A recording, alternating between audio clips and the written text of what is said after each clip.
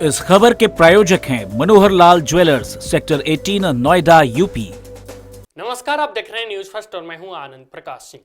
कुमार विश्वास ऐसे कवि हैं कि वो किसी भी कविता में जान डाल सकते हैं। इस बार उन्होंने रानी पद्मिनी पर कविता कही है। विश्वास ने इसकी शुरुआत दोहराता हूं सुनो रक्त से लिखी हुई कुर्बानी, जिसके कारण मिट्टी भी है चंदन राजस्थानी से की है। उन्होंने वीडियो में इस बात पर जोर दिया है कि किसी फिल्म से राजपूताना इतिहास का एक कण भी प्रभावित नहीं हो सकता। वजह है कि इतिहास को सही तरीके से लोगों तक पहुंचाया जाए। दोहराता हूं सुनो रक्त से लिखी हुई कुर्बानी, जिसके कारण मिट्टी भी चंदन है राजस्थानी।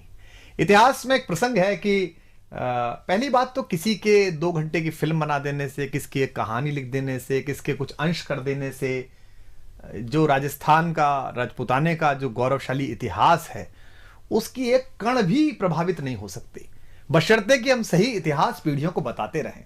तो मुझे अब स्मरण आ रही है, मैं आप लोगों को सुना देता हूं। पंडित नरेंद्र मिश्र जी, जो मेवाड़ राजवंश के राज्य कवि भी हैं और हिंदी के बड़े महनीय वीररस के कवि हैं, उन्होंने एक अद्भुत प्रसंग महारानी पद्मिनी के इस सारे जौहर पर और इस सब पर लिखा है। वो सुनने लायक है और विशेष रूप से उसमें गोरा बादल जैसे 2 चरित्र जो वीरता, शूरता, स्वामी भक्ति और अपनी मिट्टी के प्रति समर्पण के अप्रतिम प्रतिमान है।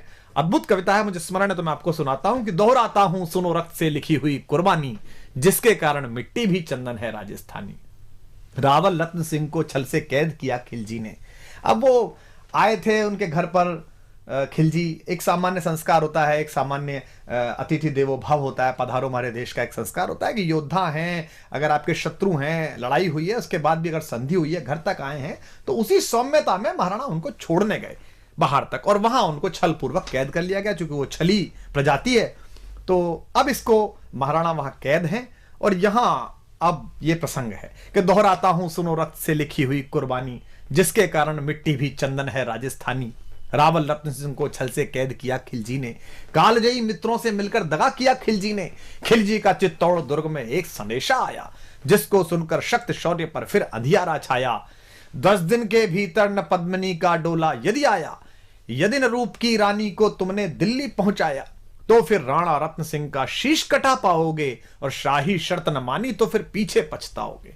अब ये एक संदेश आता है चित्तौड़ के किले में, तो पूरे किले में बड़ी अफरा तफरी मच जाती है कि महाराणा पहले ही नहीं है और अब ये नया हमारे पर क्या आ गया। तो यह दारुण संवाद लहर सा तोड़ गया रण भर में, यह बिजली की तरह क्षित से फैल गया अंबर में। महारानी हिल गई, शक्ति का सिंहासन डोला था सतीत्व मजबूर जुल्म विजयी स्वर में बोला था।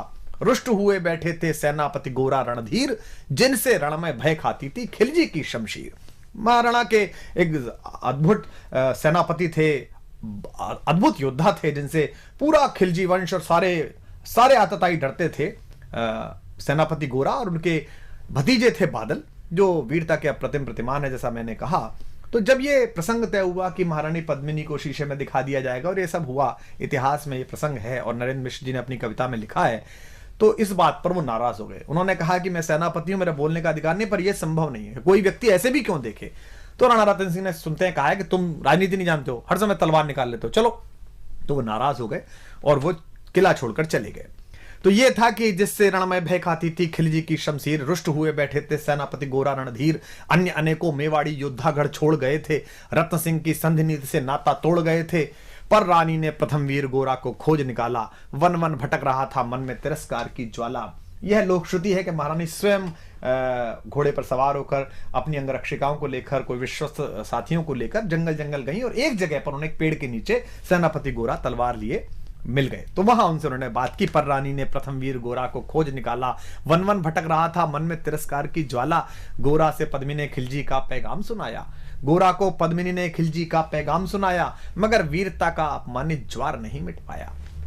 बोला मैं तो बहुत तुच्छ हूं, राजनीति क्या जानूं। व्यंग में कहता है, कष्ट में है, दुख में है, पूरी परंपरा, पूरा वंश उसने सेवा में लगाया है मेवाड़ राजवंश के, और वहां से अपमानित होकर लौटा है, तो कष्ट में है। तो सेनापति कहता है कि बोला मैं तो बहुत तुच्छ हूं, राजनीति क्या जानूं, निर्वासित हूं, राज मुकुट की हट कैसे पहचानूं।